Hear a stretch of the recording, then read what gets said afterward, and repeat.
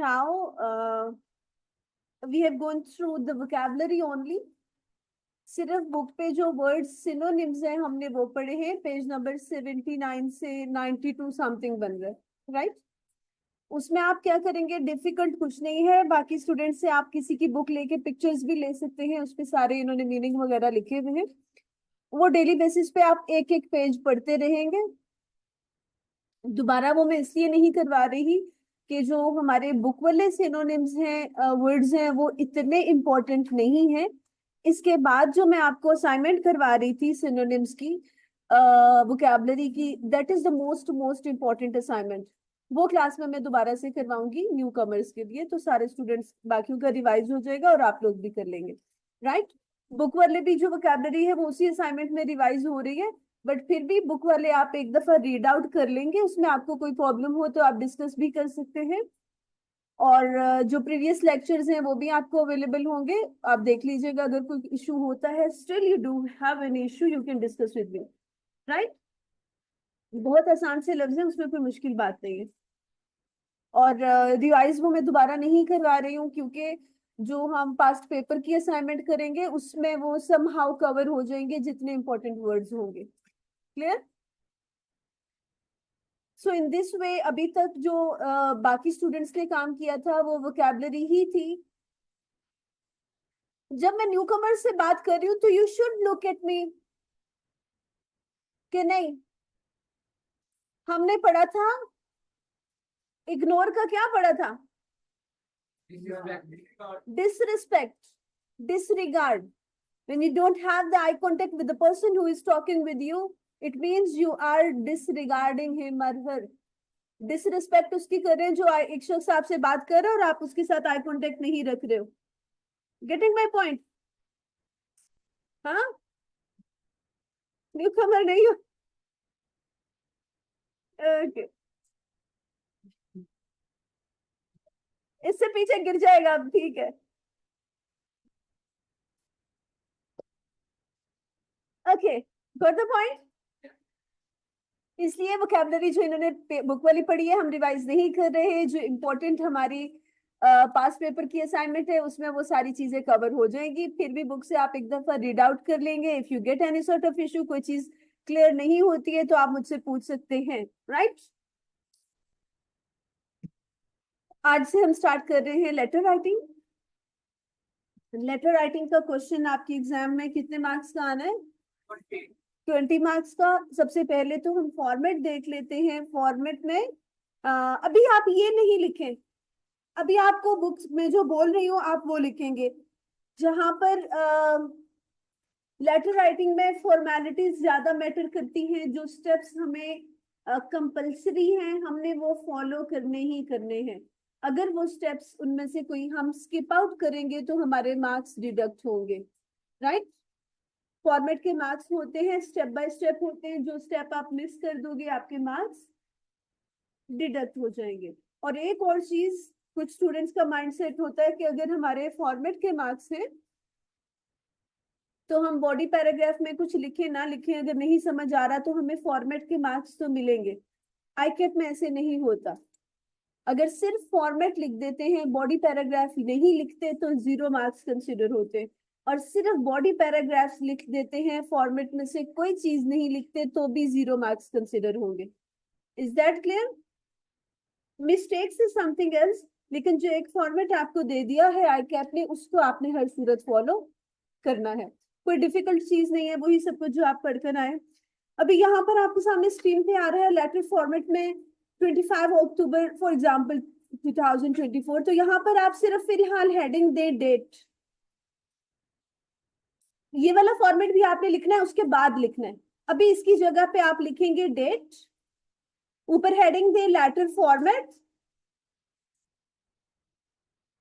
Letter format की heading देने के बाद लेफ्ट लाइन रहेंगे अपने पेज पे, स्पेस नहीं छोड़नी, ठीक है? और क्या किस चीज की हेडिंग देंगे? डेट. डेट के बाद एक ब्लैंक लाइन, खाली लाइन स्किप कर दे, कर दी. उससे नीचे लिखे रेफरेंस नंबर.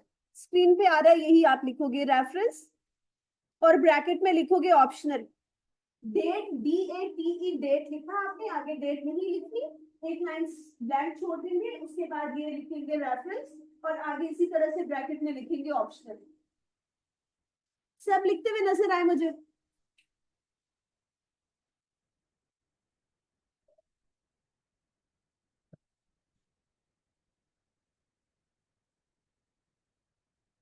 है? एक ब्लैंक लाइन स्किप करेंगे, खाली लाइन छोड़ देंगे और उससे नीचे आ जाएंगे। ये लिखा यहाँ पर डेट आपने हेडिंग दी, एक लाइन छोड़ दी, फिर रेफरेंस लिखा, ऑप्शनल है ये लिख दिया, फिर एक लाइन छोड़ दें, अब नीचे लिखें। यहाँ पर आप लिखेंगे रिसीवर नेम, नेम की जगह क्या लिखेंगे? Receiver name. रिसीवर के क्या स्पेलिंग होते हैं जो लेटर रिसीव करेगा आपका? ठीक है।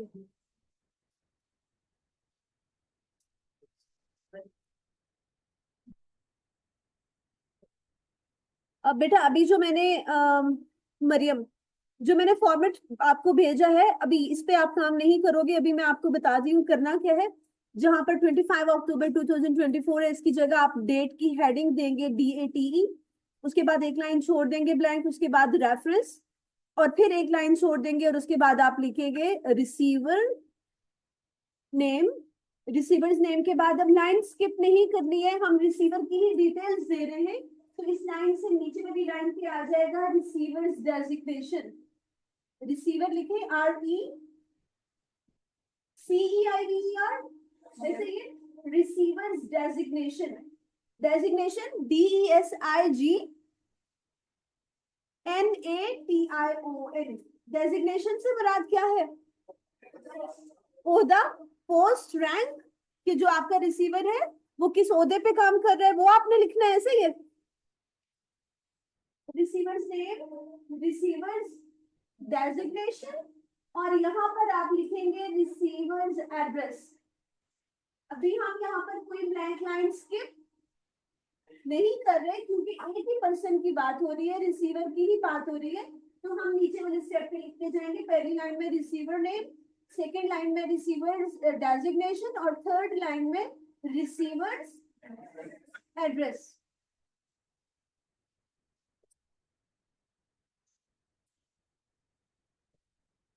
आप अभी हेडिंग्स दे रहे हैं और कुछ नहीं कर रहे। डन। रिसीवर्स एड्रेस की हेडिंग दे ली, अब एक लाइन ब्लैंक खाली, हम लाइन एक छोड़ देंगे, और उससे नीचे वाली लाइन पे आप हेडिंग देंगे सब्जेक्ट।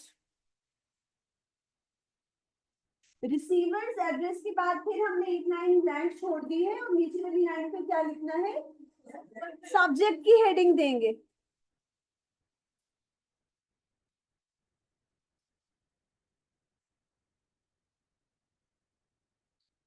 सब्जेक्ट की हेडिंग दे ली, फिर एक लाइन स्किप करेंगे,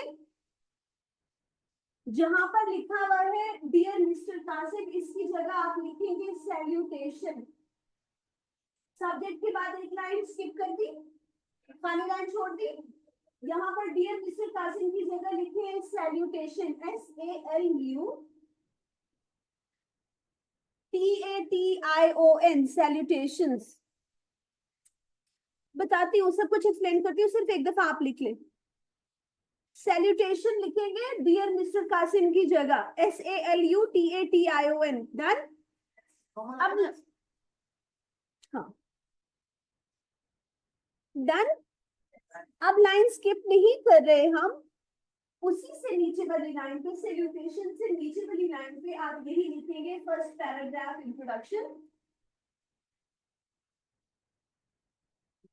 फर्स्ट पैराग्राफ इंट्रोडक्शन लिख लिया। अब जहां पर इंट्रोडक्शन आ रहा है, एक दो तीन लाइनें छोड़ दें, यहाँ पर एक इंट्रोडक्शन बनी और इससे नीचे दो लाइनें, तीन लाइनें छोड़ के आगे लिख दें second paragraph main body.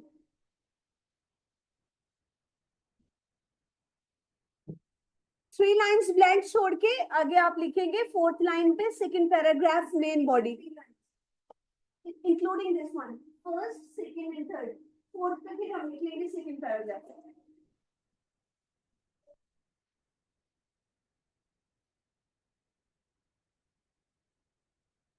Second paragraph लिख लिया।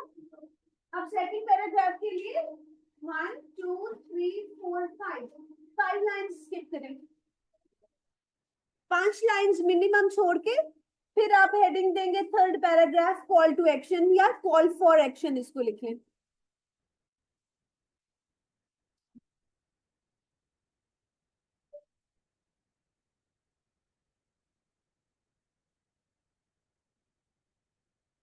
Third paragraph call for action,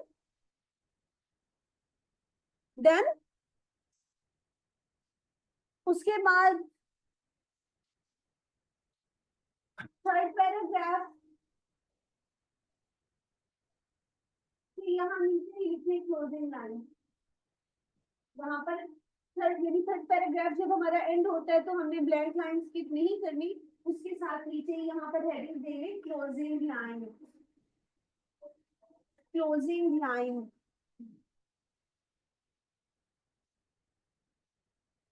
closing line के बाद एक लाइन स्किप करेंगे,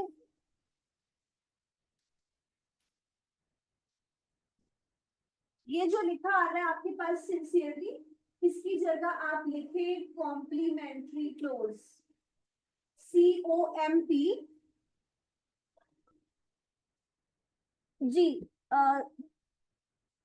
क्लोजिंग लाइन के बाद एक ब्लैंक लाइन स्किप करेंगे और उसके नीचे आप लिखेंगे सिंसियरली की जगह पे आपने लिखना है complimentary close, COMPLEMENTARY, complimentary close लिख लिया। फिर से एक लाइन स्किप करेंगे, फिर से एक लाइन स्किप करेंगे, सिग्नेचर, सिग्नेचर से नीचे वाली लाइन पे आप हेडिंग दे देंगे नेम, सिग्नेचर की नीचे वाली लाइन पे इसकी लाइन स्किप नहीं हो रही, सिग्नेचर और यहाँ पर नेम, डन। एक लाइन फिर से ब्लैंक छोड़ दें और यहाँ पर एम्प्लॉयर की हेडिंग देके ब्रैकेट में इसी तरह से ऑप्शनल लिख दें।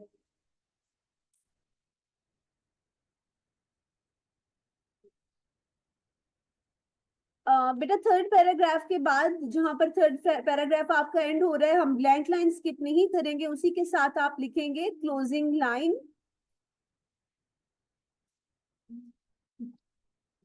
क्लोजिंग लाइन के बाद फिर आप एक लाइन स्किप करोगे और सिंसियरली की जगह आप लिखेंगे कॉम्प्लीमेंट्री क्लोज,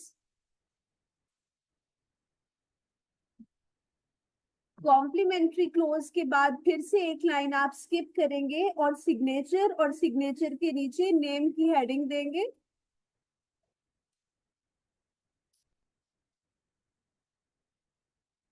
और नेम के बाद फिर से एक ब्लैंक लाइन स्किप करके एंड पे आप इनक्लोजर की हेडिंग दे देंगे और इसी तरह से ब्रैकेट में ऑप्शनल लिख देंगे। यहां तक लिख लिया सबने?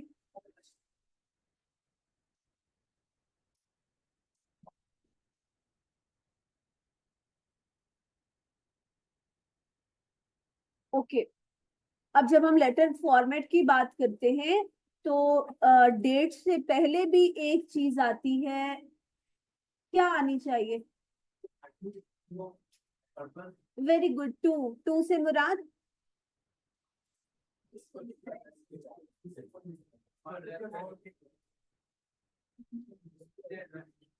टू से मुराद कौन है?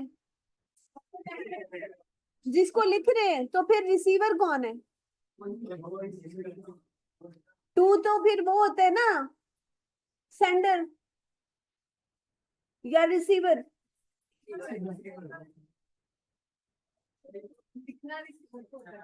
लिखना रिसीवर को होता है, तो हमने रिसीवर यहाँ लिख दिया, तो फिर हम क्या लिखेंगे? फ्रॉम, फ्रॉम से मुराद सेंडर। तो यहाँ पर हमारे पास अभी सेंडर्स एड्रेस मिसिंग है, ऐसे ही है। सेंडर्स अभी लिखना कुछ नहीं है, आपने सिर्फ बात सुन ले, लिखना नहीं है कुछ।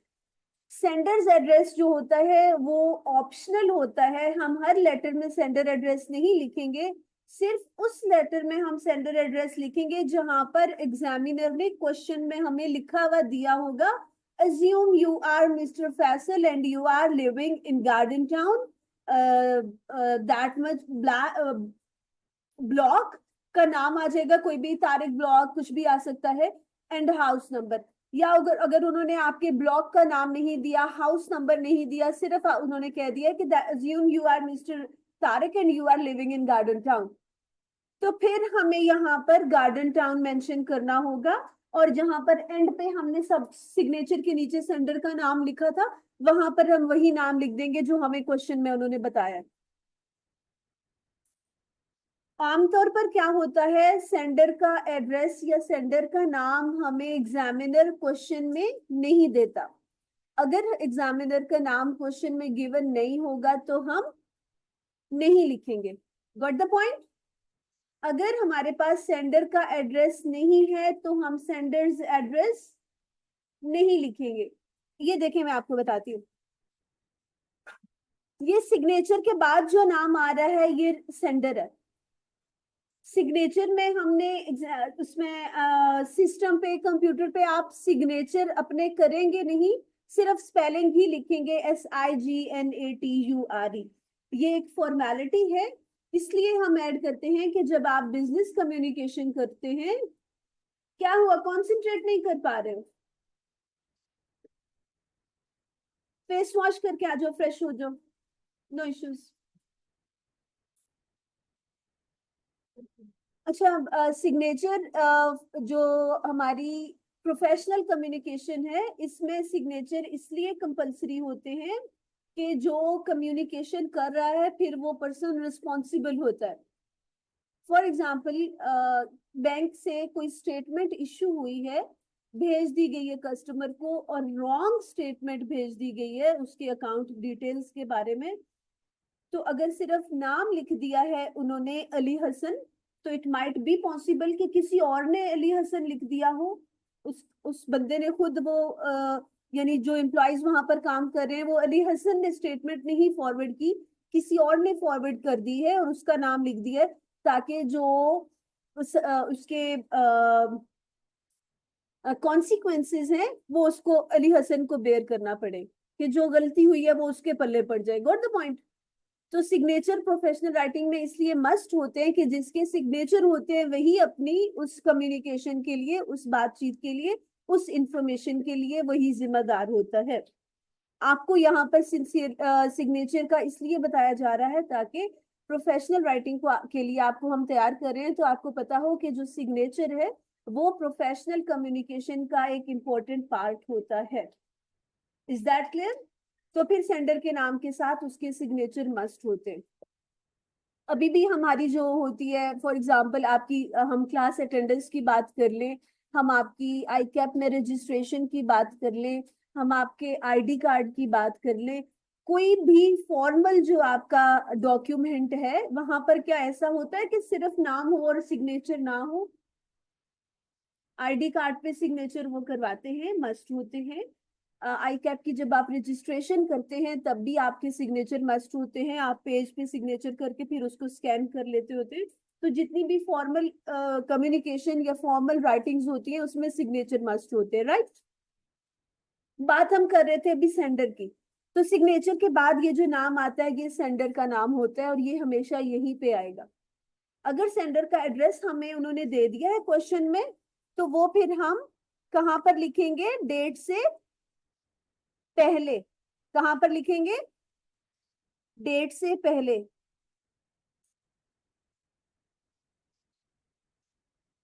Good question. अगर सेंडर नेम नहीं होगा तो हम अज्यूम करेंगे।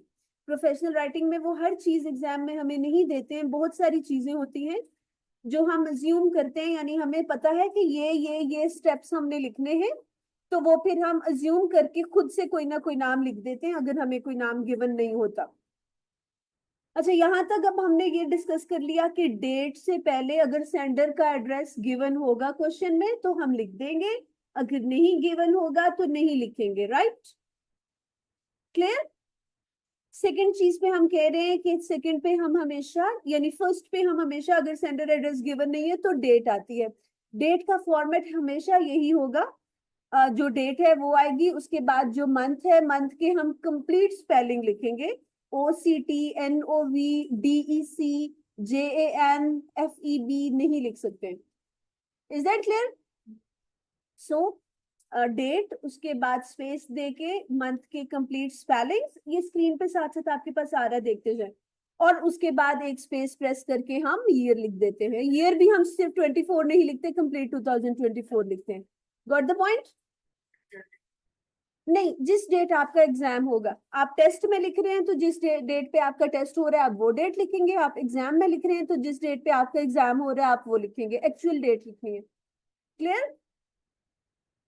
अब हमारा ये पहला स्टेप है। उसके बाद वो कह रहे हैं रेफरेंस, और साथ उन्होंने कहा है ब्रैकेट में ऑप्शनल।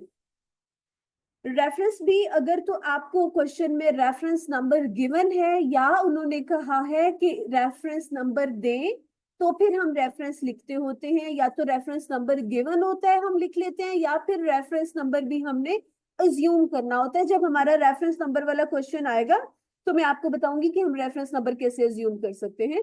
तो ये भी ऑप्शनल है, मस्ट नहीं है। जो हमारे मस्ट स्टेप्स हैं उसमें सबसे पहले हमारा डेट आता है, उसके बाद रिसीवर आता है, जो कंपलसरी हमको फॉलो करने हैं। हमको कराची वालों की जुबान आ रही है, मुझे भी, हमको कराची वाले बोलते हैं ना। Okay, so first compulsory step is date. Date की हेडिंग नहीं आएगी, इसी तरह से डेट, मंथ और ईयर लिख देंगे। उसके बाद एक ब्लैंक लाइन स्किप करेंगे और फिर क्या आ जाएगा? रिसीवर। रिसीवर की इंफॉर्मेशन जो है that is the most important information. इसके चारों स्टेप हमने फॉलो करने हैं। चारों स्टेप से मुराद क्या है? रिसीवर का नाम, रिसीवर की डेजिग्नेशन, रिसीवर का कंप्लीट एड्रेस। एड्रेस में इसमें मिनिमम हमने 4 लाइनें यूज करनी होती हैं। कंप्लीट एड्रेस से मुराद हम सिर्फ मॉडल टाउन लाहौर नहीं लिख सकते। आपने सीएफई कॉलेज में यहाँ पर, या आपने, चले मॉडल टाउन में मैं रहती हूँ फॉर एग्जाम्पल, और आपने मुझे कोई लेटर सेंड करना है। अगर आप सिर्फ मेरा नाम डेजिग्नेशन लिख के मॉडल टाउन लाहौर लिख देंगे तो क्या मेरे घर में वो लेटर आएगा? जब तक आप उसमें ब्लॉक का नाम या नंबर मेंशन नहीं करेंगे, जब तक आप उसमें हाउस नंबर मेंशन नहीं करेंगे, या अगर आपकी कम्युनिकेशन जो है वो प्रोफेशनल हो रही है, तो वहां पर जब तक आप ऑफिस नंबर नहीं मेंशन करोगे, जगह का नाम मेंशन नहीं करोगे, तो वो लेटर वहां तक नहीं पहुंच सकता। तो रिसीवर जो है ये हमारे पास इंपॉर्टेंट पार्ट होता है। रिसीवर के हमने तीनों स्टेप्स फॉलो करने होते हैं। सबसे पहले हम उसका नाम लिखते हैं, दूसरे नंबर पे हम उसकी डेजिग्नेशन लिखते हैं, और तीसरे नंबर पे हम उसका एड्रेस लिखते हैं। अब यहाँ पर भी वही बात आ जाती है। अगर तो उन्होंने हमें बता दिया है कि रिसीवर का नाम ये है, रिसीवर का नाम कासिम अली है, जो है वो एग्जेक्टिव ऑफिसर है कंपनी में, और उसका जो ऑफिस का एड्रेस है वो 3rd floor main office model town Lahore है। फॉर एग्जाम्पल उन्होंने हमें ये एड्रेस दे दिया, तो हम एज इट इज एड्रेस लिख देंगे। इट माइट बी पॉसिबल उन्होंने हमें सिर्फ ये बताया है कि आपने लेटर लिखना है एग्जेक्टिव ऑफिसर को, और उन्होंने हमें कुछ नहीं बताया क्वेश्चन में, तो फिर हमें उस एग्जेक्टिव ऑफिसर का नाम और उसका एड्रेस दोनों चीजें अज्यूम करनी होगी। तो अज्यूम करने में आप कुछ भी लिख सकते हैं, कोई भी नाम लिख सकते हैं, और एड्रेस कोई भी लिख सकते हैं। आप कराची का लिख रहे हैं, लाहौर का लिख रहे हैं, इस्लामाबाद का लिख रहे हैं, किसी अपने एरिया का लिख रहे हैं, डजेंट मैटर। प्रोफेशनल है तो उसका ऑफिस नंबर या फ्लोर आ जाएगा, और फिर एरिया और सिटी। ऑफिस नंबर, एरिया और सिटी, ये तीनों चीजें कंपलसरी होती हैं कि वो ऑफिस किस जगह पे लोकेटेड है, उस एरिया का नाम क्या है, और वो किस शहर में है। Is that clear? गिवन है तो क्वेश्चन से देख के लिख लें, गिवन नहीं है तो अज्यूम कर लें। अज्यूम करने के लिए आप इस तरह से करेंगे, कोई से 2-3 स्पेसिफिक एड्रेस आप अज्यूम कर लेंगे, और जो हम क्लास में भी प्रैक्टिस करेंगे फिर हर एक में आप वही लिखते जाएं, ताकि आपको बार बार जब कोई क्वेश्चन आ जाता है तो आपको सोचना ना पड़े कि मैं इसमें क्या एड्रेस लिख सकता हूँ। अगर आप सबने सेम एड्रेस भी लिख दिया है, डजेंट मैटर। एग्जामिनर को सिर्फ आपका स्टेप चेक करना है कि आप फॉलो कर रहे हैं या नहीं कर रहे हैं, क्या नाम लिख रहे हैं, क्या जगह लिख रहे हैं, कोई फर्क नहीं पड़ता। अभी तक ये रेफरेंस नंबर के आगे ऑप्शनल लिखा हुआ है, बाकी जो कुछ यहाँ पर गिवन है सब कंपलसरी है। एक हमारे पास रेफरेंस ऑप्शनल आ रहा है और एक जो एंड पे एनक्लोजर आ रहा है वो ऑप्शनल है, बाकी सब कुछ कंपलसरी है। Got it? तो अभी तक हमने पहला स्टेप डेट का कर लिया, दूसरा स्टेप हमने ये कर लिया। अच्छा, इसमें एक और चीज जो आपका यहाँ पर ये वाला जो लेटर है BWCS में लेटर राइटिंग का क्वेश्चन है, it is open punctuation based writing. Open punctuation based writing से मुराद क्या है कि जैसे हम पहले करते थे, जब लाहौर लिख दिया, जगह का नाम लिख दिया तो फुल स्टॉप लगा देंगे, कॉमा लगा देंगे, वो चीजें नहीं आएंगी। यहाँ पर एक कॉमा मस्ट है, एक कॉमा मस्ट है ये वाला सैल्यूटेशन का, ये आपने लगाना ही लगाना है। और दूसरा ये जो यहाँ पर आपको कॉमा नजर आ रहे हैं या ये आपको कॉमा नजर आ रहा है, ये कॉमा हम किस सूरत में लगाते हैं? अगर हम एक लाइन में दो चीजें लिख रहे हैं, फॉर एग्जाम्पल हमने यहाँ पर कौन सा ऑफिस है, मेन ऑफिस नंबर 2, और कौन से फ्लोर पर है, दो चीजें लिख दी, ऑफिस का नंबर भी लिख दिया और फ्लोर या बिल्डिंग का एड्रेस भी लिख दिया, तो दो चीजें आ गई, दो मुख्तलिफ चीजें है ना, इसलिए इनको डिस्टिंग्विश करने के लिए हमने यहाँ पर कॉमा लगाया है ताकि हमें फर्क पता चले। सेम इज मॉडल टाउन जो है क्या है, डिस्ट्रिक्ट है, और लाहौर क्या है, सिटी है, वी कैन से। तो दोनों डिफरेंट चीजें हैं, इसलिए इनमें डिस्टिंग्विश करने के लिए हमने यहाँ पर कॉमा लगाया। इन केस अगर हम मॉडल टाउन यहाँ लिख देते हैं और लाहौर यहाँ लिख देते हैं तो फिर हमें ये कॉमा लगाने की जरूरत नहीं है। लेकिन हम कोशिश करेंगे कि हमारी रिसीवर एड्रेस की जो लाइनें हैं, मैक्सिमम हम 4 लाइनें ही यूज करें, या बहुत हो जाए तो आप 5 पे जा सकते हैं। कॉमर्स का कॉन्सेप्ट समझ आ गया? कहाँ लगाएंगे? सिर्फ ये वाला हमारे पास कंपलसरी है कॉमा, जो हम सैल्यूटेशन में लगाते हैं। उसके अलावा जो हम लगाएंगे, चाहे वो हम सेंडर एड्रेस में लगा रहे हैं, रिसीवर एड्रेस में लगा रहे हैं, जब एक लाइन में हम दो चीजें लिख देते हैं तो हम डिस्टिंग्विश करने के लिए, फर्क बताने के लिए कि यहाँ पर हमने दो चीजें दी है, दो स्टेप्स दिए हैं, तो हम कॉमा लगाएंगे, अदरवाइज नहीं लगाएंगे। Is that clear? ओके। अब सबसे पहले डेट आ गई थी, फिर हमने ब्लैंक लाइन स्किप की, उसके बाद रिसीवर की हमने डिटेल्स दी थी। रिसीवर चूंकि एक ही पर्सन है,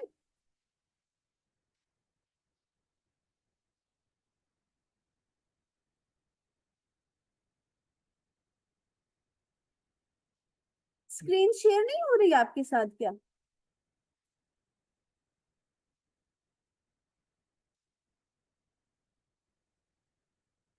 ऑनलाइन स्टूडेंट्स के साथ स्क्रीन शेयर हो तो रही है?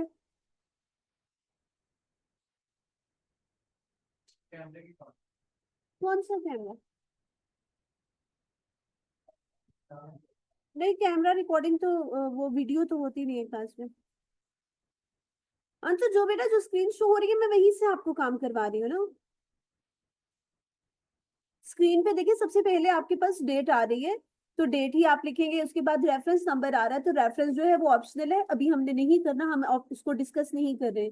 तो डेट के बाद फिर एक लाइन छोड़ के हम आ जाते हैं अपने रिसीवर पे। यस डेफिनेटली बेटा, क्वेश्चन गिवन होगा तभी तो आप सॉल्व कर पाएंगे। ठीक है, और उसके बाद हम रिसीवर की डिटेल्स लिख देंगे, रिसीवर का नाम, उसकी डेजिग्नेशन और उसका एड्रेस। उसके बाद अभी थर्ड चीज में डिस्कस कर रही हूँ आपके साथ।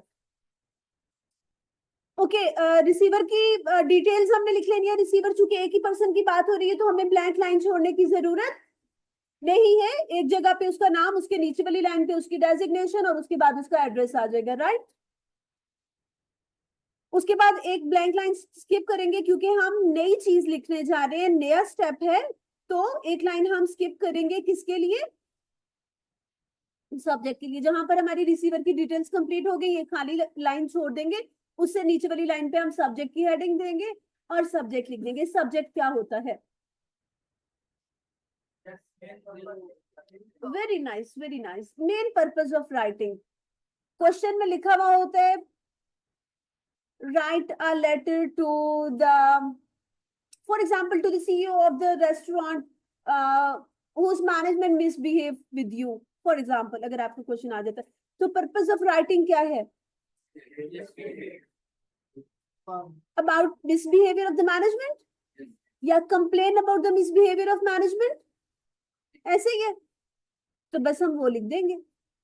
जब जो सब्जेक्ट की बात हो रही है, सब्जेक्ट में हम सिर्फ वही लिख रहे होते हैं कि हम लेटर क्यों लिख रहे हैं, वो हमने आम अल्फाज में, अपने अल्फाज में सब्जेक्ट में लिख देना होता है। सब्जेक्ट जो होता है रेलेवेंट ही है, डेफिनेटली जो हमारा क्वेश्चन होता है वही होता है, बट जो वर्डिंग होती है सब्जेक्ट की वो डिफरेंट हो सकती है। यानी लाजमी नहीं है कि सबने रट्टा लगा के लिखना है। आप अपने माइंडसेट के हिसाब से कुछ लिख सकते हैं, आप कुछ लिख सकते हैं, लेकिन होगा तो topic same he. For example, जिस तरह से हम प्रेसी राइटिंग करते हैं, प्रेसी राइटिंग में टाइटल लिखते हैं ना, समझते हैं? इतनी धीमी यस का मतलब है नहीं, नो। यस, क्या पूछा है मैंने? टाइटल लिखते हैं ना, कैसे लिखते हैं, मेन के ऊपर पास होता है। जो कॉम्प्रिहेंशन पैसेज होगा उसकी आप प्रेसी लिखेंगे, और उसमें आपको कहते हैं कि इसको जी वो दें, टाइटल भी दें, ठीक है? तो वो जो टाइटल देते हैं हम पूरे पैसेज को पढ़ के, वो क्या सबका सेम होता है? अपनी अंडरस्टैंडिंग के मुताबिक होता है ना, लेकिन होता उससे रेलेवेंट या गिवन इंफॉर्मेशन से। So same cases here, got the point? Subject जो है उसको हम हमेशा बोल्ड करेंगे। बोल्ड कैसे करते हैं? कंट्रोल बी, बी, बोल्ड से बी, इजी है, या बी से बोल्ड? अच्छा, फर्स्ट क्लास में आप लोग फ्रेश होते थे, अब ऐसी हालतें हैं।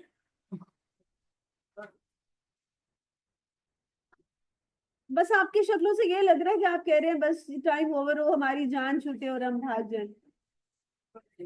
हाँ, स्वात वाले भाई,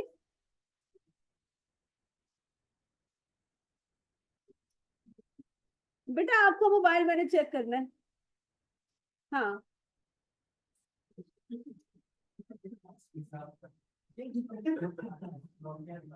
क्लास में यूज कर रहे थे ना?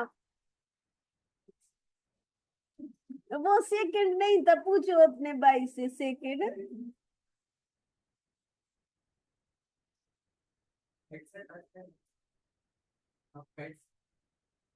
कैसे है? तुम क्या जैसे? अरे हाँ, आ जाइए वापस आ जाए। मैंने कहा थोड़े आप फ्रेश हो जाओ, बस कुछ सोने वाले थे और कुछ जहनी तौर पर सो चुके थे। फिजिकली यहाँ बैठे हुए थे, mentally they were sleeping. Who said yes? ये आपका भाई सोया पड़ा, सीधे होके बैठो आप। हाँ, अच्छा, सब्जेक्ट जो है वो हम बोल्ड करते हैं। सब्जेक्ट की अगर आप हेडिंग दे देते हैं जब भी ठीक है, अगर हेडिंग नहीं देते हैं सिंपली आप सब्जेक्ट लिख के बोल्ड कर देते हैं जब भी ठीक है। बट इट्स बेटर कि आप एक ही ऑप्शन को लेकर चलें ताकि कंफ्यूज ना हो। तो हम सब्जेक्ट की हेडिंग देके उस पूरे सेंटेंस को जो सब्जेक्ट का होगा सारे को हम बोल्ड कर देंगे। क्लियर?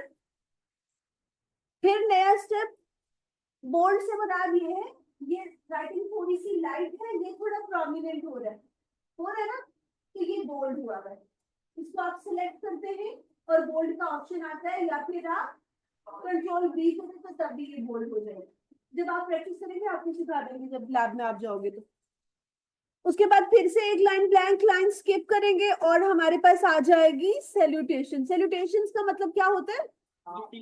ग्रीटिंग्स, आदाब, जिस तरह से हम किसी को क्या कर रहे हैं।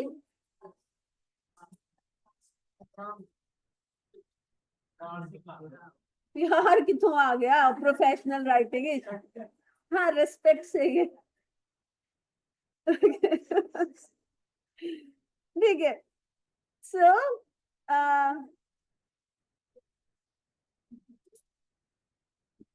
सैल्यूटेशन में हम हमेशा लिखेंगे डियर।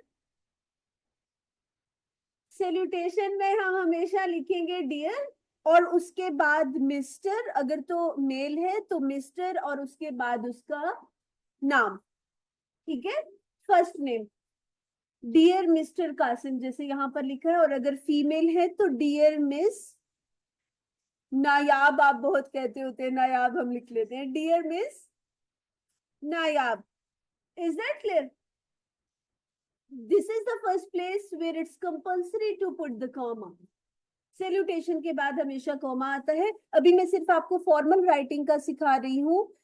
इसके अलावा हमारी इनफॉर्मल राइटिंग भी होती है, जो प्रोफेशनली हम नहीं करते बल्कि अपने क्लोज रिलेटिव्स फ्रेंड्स वगैरह के साथ हम कम्युनिकेशन करते हैं, उसमें थोड़ा सा डिफरेंस है। अभी सिर्फ आप ये करें ताकि जो है मिक्सअप ना हो। ये स्क्रीन कंट्रोल किसके पास है, क्यों लिख रहे हैं और इरेज कर रहे हैं? अच्छा, इट्स ऑल राइट। समझ आ गई आपको? डियर, क्या कर रहे थे?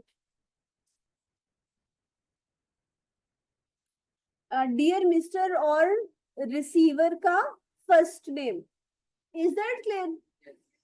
यहाँ पर भी वही बात, अगर तो नाम गिवन है तो हम वो नाम देख लेंगे, अगर गिवन नहीं है तो अज्यूम कर लेंगे। सैल्यूटेशन के बाद हम लाइन स्किप नहीं करते, साथ ही हम फर्स्ट पैराग्राफ शुरू कर देते हैं। लेटर के हमेशा 3 पैराग्राफ्स होते हैं, मेमो के भी 3 पैराग्राफ होते हैं, ईमेल के भी तीनों पैराग्राफ होते हैं, रिपोर्ट थोड़ी सी डिफरेंट होती है। और तीनों पैराग्राफ में एक जैसी ही चीजें आती हैं, चाहे मेमो है, चाहे लेटर है, चाहे ईमेल है। सबसे पहला पैराग्राफ जो होता है उसमें हम इंट्रोडक्शन लिखते हैं। इंट्रोडक्शन में हम लिखते हैं कि हम लेटर क्यों लिख रहे हैं, जो हमारा क्वेश्चन होता है उसी को हम रिफ्रेज करके लिख देते हैं। और सबसे पहले हम एक सेंटेंस यूज कर लेते हैं, I am writing this letter to. फिर टू के बाद हम पर्पस लिख देते हैं कि किस लिए मैं ये खत लिख रहा हूँ, राइट? या अगर मेमो है तो I am writing this memo to, या फिर इसी तरह से है ईमेल। तो इस तरह से इंट्रोडक्शन आपका, अगर आप 1.5 लाइन का भी इंट्रोडक्शन लिख देते हैं, that is more than enough, right? उसके बाद आ जाता है और हर पैराग्राफ के बाद हम एक ब्लैंक लाइन स्किप करेंगे। ब्लैंक लाइन स्किप करने का पर्पस क्या है?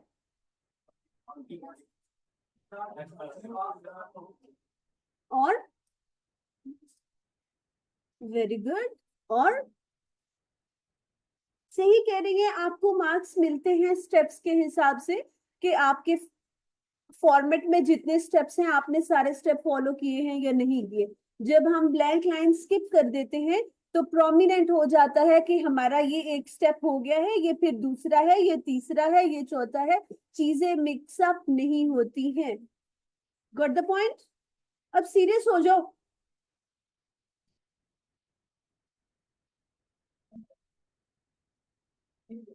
ये सुवात वाले भाई को कह रही हूँ,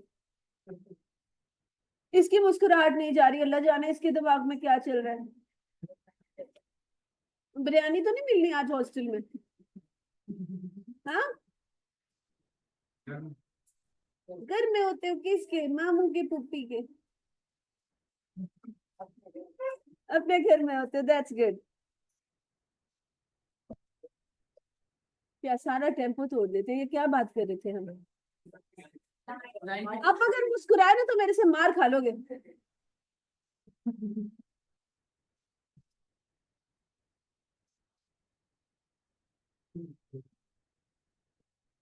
ओके, तो मार्क्स हमें स्टेप्स के मिलते हैं। हर पैराग्राफ जहां पर हमारा खत्म होता है उसके बाद हम एक लाइन खाली छोड़ देते हैं। सिर्फ हमारा लास्ट पैराग्राफ है जहां पर हम लाइन खाली नहीं छोड़ते, वो मैं आपको बताती हूँ क्यों। तो फर्स्ट पैराग्राफ हमने 1.5 लाइन का फॉर एग्जाम्पल लिख लिया इंट्रोडक्शन का, एक लाइन स्किप करके फिर हम सेकंड पैराग्राफ लिखेंगे। Second paragraph is the main body, जहां पर आप डिटेल्स लिखते हैं, जहां पर आपने सारी स्टोरी डेवलप करनी होती है, क्योंकि इंफॉर्मेशन हमें बहुत थोड़ी सी गिवन होती है।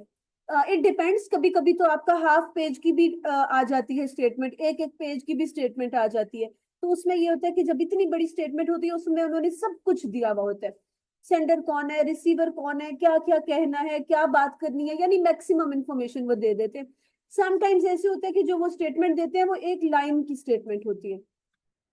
तो स्टेप्स तो हमने दोनों सूरतों में पूरे करने हैं, फिर वो हमें वो सारी इंफॉर्मेशन खुद से अज्यूम करना होती है। Got the point? तो मेन बॉडी पैराग्राफ जो होता है इसको हम 8 लाइनों तक भी लेकर जा सकते हैं, 9 लाइंस तक भी लेकर जा सकते हैं, अगर तो एक बात पूछी गई है। अगर उन्होंने ज्यादा बातें पूछी है, फॉर एग्जाम्पल उन्होंने कहा है कि आप कोई बिजनेस करते हैं और आपने उसकी इंश्योरेंस कराई हुई है, और वो जो प्रोडक्ट्स थी वो रोड ब्लॉक होने की वजह से या कोई इस तरह की क्लैमिटी हो जाती है, कोई डिजास्टर हो जाता है जिसकी वजह से रोड ब्लॉक रहते हैं और आपकी वो प्रोडक्ट्स जो है वो गाड़ी में खराब हो जाती हैं जब आप भेज रहे होते हो, डिलीवर कर रहे होते हो। अब आप लेटर लिखते हैं कि फॉर एग्जांपल आप उसको इंश्योरेंस कंपनी को लिख रहे हैं कि जो है आपको रिफंड दिया जाए क्योंकि आपने अपनी प्रोडक्ट्स की या अपनी कंपनी की इंश्योरेंस कराई हुई थी, तो वो आपको रिलीफ दे।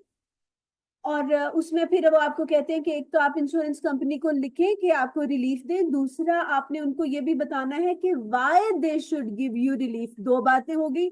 तीसरा वो आपको कहते हैं give the possible suggestions to avoid this sort of incident in the future. तो तीन चीजें हो गई। पहले हमने उनको कहना है कि हमें चूंकि इंश्योरेंस है तो हमें इतने परसेंट रिलीफ दे। फिर हमने दूसरी बात उनको बतानी है तो अगर हमें रिलीफ दे रहे हैं तो क्यों रिलीफ दे। फिर उसमें हम कोई पॉलिसी वगैरह का बता देंगे, चूंकि जो हमारा कॉन्ट्रैक्ट हुआ था या जो आपकी कंपनी की पॉलिसी है उसमें लिखा हुआ है कि आप इतने परसेंट रिलीफ दे, तो इसलिए आपका रिलीफ देना बनता है।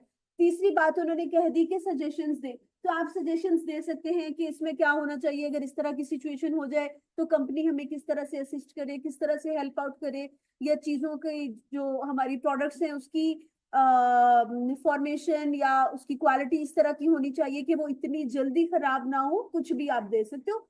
मैं आपको ये बताना चाह रही हूँ कि अगर तीन चीजें हैं तो फिर हम यहाँ पर तीन पैराग्राफ ऐड कर देंगे। फिर से वही बात, तीन पैराग्राफ बॉडी पैराग्राफ की जगह तीन इसलिए ऐड कर देंगे ताकि एग्जामिनर को पता चले कि उसने हमसे तीन बातें पूछी हैं और हमने तीनों का ही जवाब दिया है, ताकि फुल मार्क्स मिले। एक ही पैराग्राफ में तीनों बातों के जवाब दे दोगे तो इट माइट बी पॉसिबल कि कोई चीज आपकी अवॉइड हो जाती है और आपको फुल मार्क्स नहीं मिलते। Is that clear? Normal way में हम बॉडी पैराग्राफ में एक ही बड़ा पैराग्राफ बना लेते हैं 7-8 लाइंस का। Is that clear? Third paragraph जो होता है उसको हम कहते हैं call for action. Call for action से क्या मुराद है? Very nice, very nice. हम जो अपने रिसीवर को लिख रहे हैं लेटर, तो हम उससे क्या चाहते हैं कि वो क्या करे। हमने कहानी तो बता दी, ये कुछ हुआ। अब हम उससे क्या चाह रहे हैं? हम की चाह रहे हैं कि रिलीफ दे, तो कितनी, कब तक दे, कितने परसेंट दे। या फिर आप कह रहे हैं इनवाइट कर रहे हैं तो आपकी इनविटेशन एक्सेप्ट करे और अवेलेबल डेट्स बता दे कि किस डेट पे वो अवेलेबल होगा, ताकि आप उसके हिसाब से आप अपना इवेंट ऑर्गेनाइज कर लें। इन द सेम वे अगर आपने कोई चीज ऑर्डर की है तो फिर आप उसके लिए भी डिटेल्स पूछते हैं। अब बेटा उसमें आप उसी को डिवाइड कर लोगे, वही पैराग्राफ आप दो दो लाइनों के तीन पैराग्राफ बना लें। लेटर राइटिंग के क्वेश्चन में आपके पास वर्ड काउंट स्पेसिफिक नहीं होता। क्वेश्चन में वो कभी भी ये नहीं कहते हैं कि आप इतने वर्ड्स का ही लेटर लिखें। क्यों? क्योंकि स्टेटमेंट के अकॉर्डिंग वेरी करता है। कभी आपका लेटर 150 वर्ड्स में पूरा आपका लेटर आ जाएगा, और लेकिन अगर उन्होंने तीन चीजें पूछ ली हैं तो शायद फिर आपका वर्ड काउंट बढ़ जाए, आपका 200 तक चला जाए, 210 तक चला जाए। तो पर्पस ये है कि जो आपका मैसेज है वो इफेक्टिव वे में कन्वे हो जाए, अगले तक बात सारी पहुंच जाए, सारे स्टेप्स फॉलो हो जाए। वर्ड काउंट इसमें वो एग्जामिनर आपको नहीं बताता कि आपने इतने ही वर्ड्स लिखने हैं। Is that clear? ओके। तो कॉल फॉर एक्शन में हम बस यही लिख देते हैं कि आप क्या चाह रहे हो अपने रिसीवर से कि वो क्या करे। उसके बाद फिर हाँ, थर्ड पैराग्राफ के बाद मैंने आपको कहा था कि हम लाइन स्किप नहीं करते बल्कि उसके साथ हम लिख देते हैं क्लोजिंग लाइन। कहा था ना? क्लोजिंग लाइन के मतलब यहाँ पर भी एक सॉर्ट ऑफ रिमाइंडर कह ले, आदाब कह ले, आप लिख देते हो। मोस्ट ऑफ द टाइम हम लिख देते हैं thanks for your time and consideration, आपके वक्त का शुक्रिया। या अगर आप कंप्लेन कर रहे हैं तो आप लिख देते हैं I am looking forward to hearing from you, I am looking forward to have response from you, कुछ भी लिख सकते हैं। जब हम लेटर्स की प्रैक्टिस करेंगे साथ साथ मैं आपको करवा दूंगी। उसके बाद ब्लैंक लाइन स्किप करेंगे और आ जाएगा हमारा कॉम्प्लीमेंट्री क्लोज।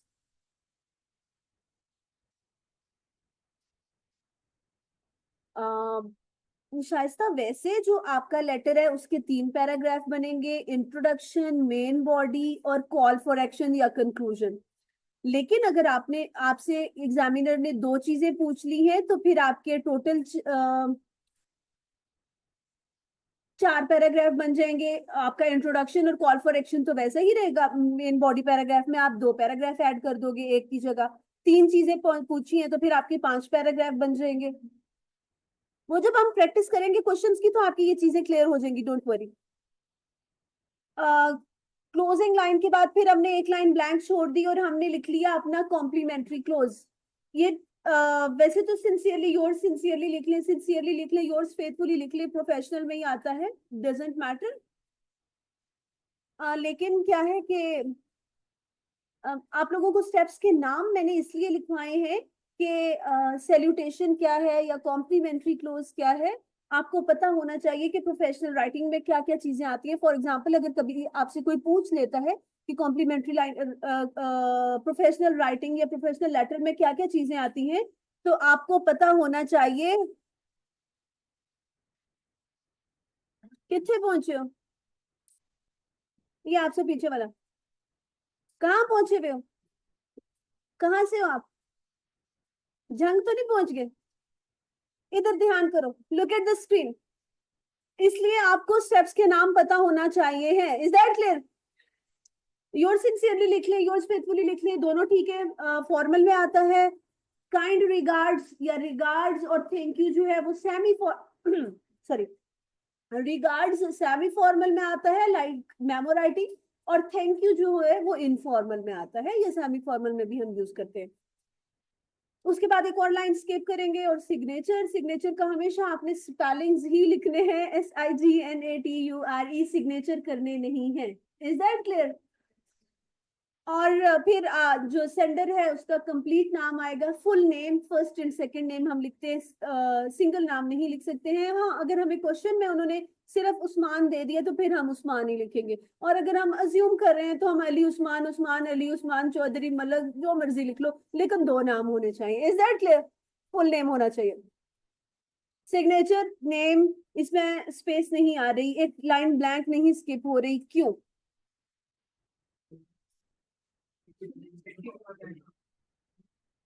बोले क्या बोले?